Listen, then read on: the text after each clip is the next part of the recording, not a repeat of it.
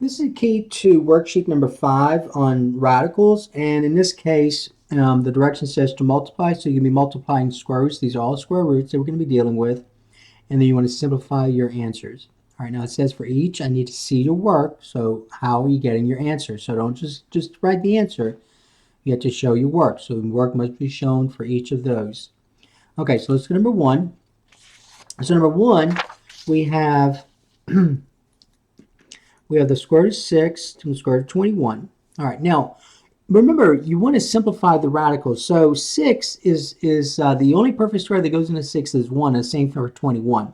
So what you have to do now is you got to use a product rule. So you got to write this as 1 square root. So 6 times 21, using your calculator, will give you 126. Okay?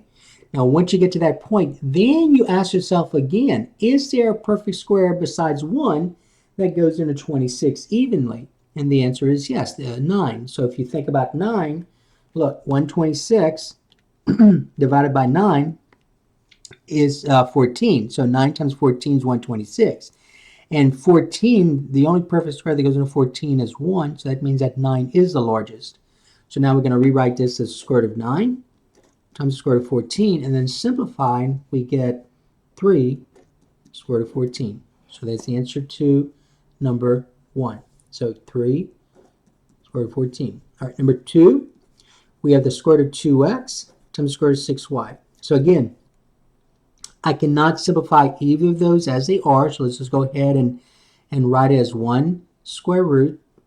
So using a product rule for square roots, we can write this as 1 square root as long as we multiply the radicand. 6 times 2 is 12, and then we get xy. Okay? Now, I want you to think about this. See, I can rewrite this as, using a product rule now, I can rewrite this as square root of 12 times the square root of xy. All right? Now notice, I put xy together because the exponents are 1s, and I cannot simplify the square root of xy. But I can simplify the square root of 12. Because the largest perfect square that goes into 12 is 4. So you have the square root of 4 times the square root of 3 times the square root of xy. And the square root of 4 is 2. And I want you to think about this. You see this right here? The square root of 3 times the square root of xy. I cannot simplify those any further, but I can write it as 1 square root, and you have to. So you got to say that would be the 2 times the square root of 3xy, just like that. All right, so that's number 2. So 2 square root of 3xy. All right. Number 3, I have, let me go ahead and just do it this way. Okay, number 3, I have 3 square root of 7 squared. All right, so remember what that means. You have this base that's being multiplied by itself, right? So write it out. Say 3 square root of 7 times 3 square root of 7. And remember, these are all factors. So 3 times square root of 7 times 3 squared times the square root of 7. So do y'all agree, if you want to, you can rewrite this as in a different order. 3 times 3 times square root of 7 times square root of 7, right? 3 times 3 is 9. And the square root of 7 square root of 7 square root of 49, correct? 7 times 7 is 49. But you have to remember, I can simplify the square root of 49 because 49 is a perfect square. So that's 9 times 7, and then 9 times 7 gives us 63. So the answer number 3 is 63.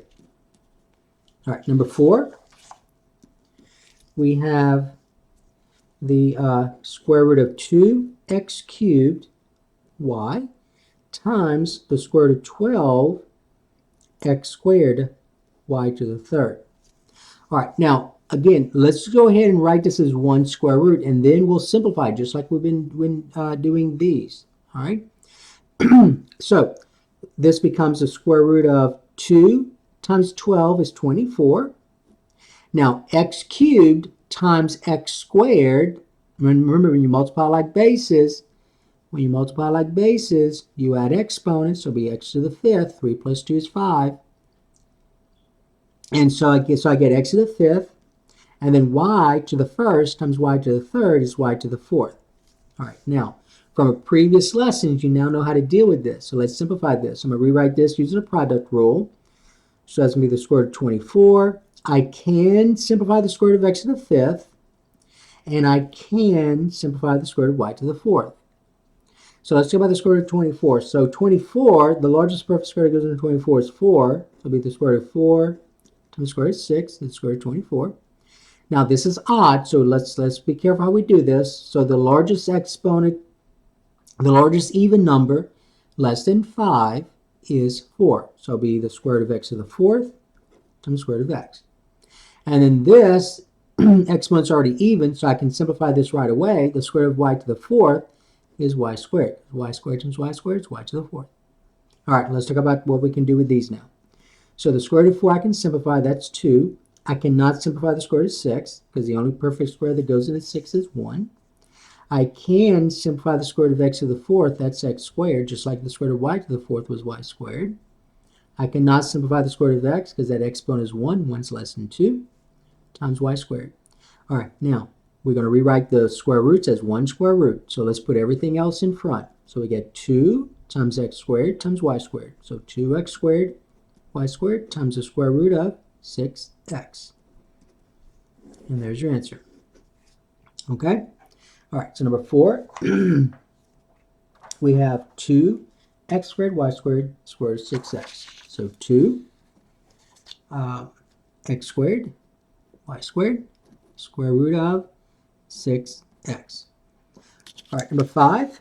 I'm going to do number 5 right here. Number 5, we have the square root of 2 times 9 minus 4 square root of 5. All right, so I'm going to need to use a distributive property. And so I get square root of 2 times 9. So that would be the square root of 9 9 square root of 2 minus, all right, so let's think about what this says. So this says square root of 2 times 4 times square root of 5, right? Okay, so remember I can multiply these square roots as 1. So this becomes 9 square root of 2 minus 4. 2 times 5 is 10, so it'll be square root of 10. So that's what I have at this point. Now we got to ask ourselves, can I simplify anything? I cannot simplify the square root of 2 because the only perfect square that goes into 2 is 1. And the same thing for 10. The only perfect square that goes into 10 is 1. So there's your answer. Those are not like terms because that's a 2, radicand 2, and that's a radicand 10. So the radicands are different. So those are not like terms, and so you cannot combine them. So that's your answer. So number 5, we have 9 square root of 2 minus 4 square root of 10. All right, number 6, we have this in number 6. We have the square root of 3x times 3 minus the square root of 6x. All right, so using a distributive property, I get the square root of 3x times 3 is 3 square root of 3x minus, all right, let's be careful with this one now. So it'll be the square root of 3x, write it out just like that to be on the safe side, times the square root of 6x. All right, now if I cover this part up, you know how to deal with this. So you're going to write this as 1 square root. All right, I cannot simplify any of these because the square root of 3 I cannot simplify, and then for x, the exponent is 1. So that'll be 3 square root of 3x. Now let's write this as 1 square root. So it'll be the square root of 3 times 6 is 18, and then x times x is x squared. Okay? All right, let's talk about this. I can simplify this further. I cannot simplify this any further because the square root of 3 cannot be simplified, and the square root of x cannot be simplified. So I'm just going to rewrite this as it is. Now over here, I'm going to rewrite this as the square root of 18 times the square root of x squared. Using the product rule, now let's simplify each of these. So I get 3 square root of 3x. See, I'm doing it step by step. Now, square root of 18, the largest perfect square that goes in 18 is 9, so that'll be the square root of 9 times the square root of 2. And then since the exponent here is even, the square root of x squared is just x. And so this becomes 3 square root of 3x minus, now this is square root of 9 is 3, so 3 square root of 2 times x, right? Now, be careful, don't make it so close to the square root of 2 to where this looks like the square root of, then the radicand is 2x. It is not. So I'm going to rewrite this as putting the square root of 2 at the end as a factor. So it'll be 3 square root of 3x minus 3x square root of 2. Okay? All right, here's what you think about that. Are these now like terms? No, definitely they're not like terms. For one thing, the radicands are different. That's a 3x and that's just a 2. So that's your answer. You cannot do anything else. All right, now some students are going to they see a 3 as a factor here and here, so they want to factor out a 3. Don't do that. Just leave it like this. That's your answer. You're done. That's it. Okay, so number 6, the answer is 3 square root of 3x minus 3x square root of 2. Answer number 6. All right, number 7. So number 7, you have 5 minus square root of 7 squared. So remember, you're squaring a binomial, and so let's just go ahead and write out what it means. So it means 5 minus square root of 7 times 5 minus square root of 7, right? All right, now if I FOIL this using FOIL, 5 times 5 is 25. The outer, 5 times a negative square root of 7 is a negative 5 square root of 7. The inner, same thing. So whenever you square a binomial, the outer and the inner will always be the same. A negative 7 square root of 7, negative square root of 7 times 5 is a negative 5 square root of 7. All right, now let's be careful with this one. So a negative times a negative, be careful with the last. A negative times a negative is a positive. Square root of 7 times square root of 7. So write it out if you have to. All right, now let's deal with what we have so far. 25 minus 5 square root of 7 minus 5 square root of 7. Now let's talk about this. The square root of 7 times the square root of 7 is the square root of 49, right? But what's the square root of 49? Well, it's just 7. Now let's combine like terms. I can combine these because those are whole numbers or integers. 25 plus 7 will give me 32. And then a negative 5 square root of 7 and a negative 5 square root of 7, those are like terms because they both have square root of 7s. A negative 5 and negative 5, though, is a negative 10 square root of 7. So that's your answer. You cannot combine them. Don't say that's 22 square root of 7 because it would be 22 square root of 7 if this was 32 square root of 7, and it's not. All right, so you got to be careful. You got to think about like terms. Are those like terms? The answer is no. This has square root of 7. This does not. So number 7, the answer is 32 minus 10 square root of 7. All right, number 8, same thing. You use the FOIL method. Number 8. So let's do another sheet of paper. So number 8, you have the square root of 7 minus 2 times the square root of 7 plus 2, right? All right, using FOIL, the square root of 7 times the square root of 7, you have to write out. You write it out. The outer, square root of 7 times 2 is plus 2 square root of 7.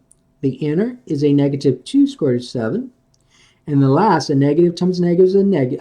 Negative times a positive negative, right? And then 2 times 2 is 4. Now let's talk about this right here. The square root of 7, we already did in an earlier problem. Square root of 7, square root of 7, square root of 49, and which is what, 7? And so we get 7 plus, now I want you to notice this, a positive 2 square root of 7 and a negative 2 square root of 7 is 0. So all you have is 7 subtract 4. And so 7 subtract 4 is 3. So the answer number 8 is 3. All right, number 9. You have 3 square root of 5 plus 2 times square root of 5 minus 4. All right, so again, using a FOIL, and you may need to write out some information. So you have the 3 square root of 5 times square root of 5. Write it out if you have to, just like this. The outer, you have a positive times a negative is a negative. So it'll be 3 times 4 is 12. So it'll be 12 square root of 5. Okay. The inner, a positive 2 square root of 5 is positive 2 square root of 5. And then the last, a positive times a negative is a negative. 2 times 4 is 8. Now let's talk about this right here.